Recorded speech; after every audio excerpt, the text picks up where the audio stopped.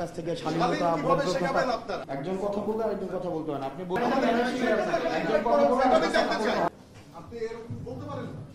আগে শেখ হাসিনা এইভাবে কথা বলতো। শেখ হাসিনা সবচেয়ে বড় মিলিশিয়া ছিল বিএনপির এগেইনস্টে কথা বলতো।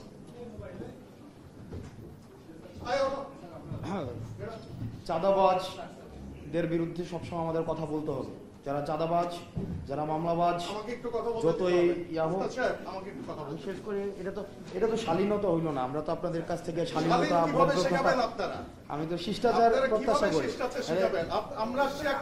একজন কথা বললে একজন কথা বললে আরেকজন কথা বলতে হয় না, মানে এটা মিনিমাম যদি আপনার একজন কথা বললে আরেকজন কথা বলতে হয় না, এই ভদ্রতাই আপনারা শিখেন, এই ভদ্রতাটাই আপনার আমরা জানতাম না। আমাদের ইনভাইট করা হচ্ছে।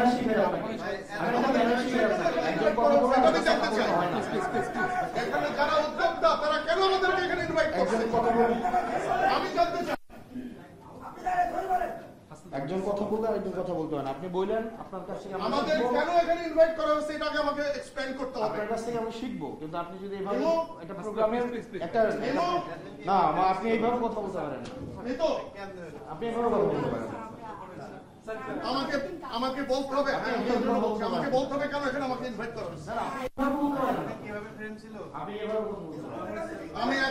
আমি একটা দলের প্রতিনিধি আসছি। এখানে কোনো পলিটিক্যাল কথা হবে, এখানে পলিটিক্যাল কথা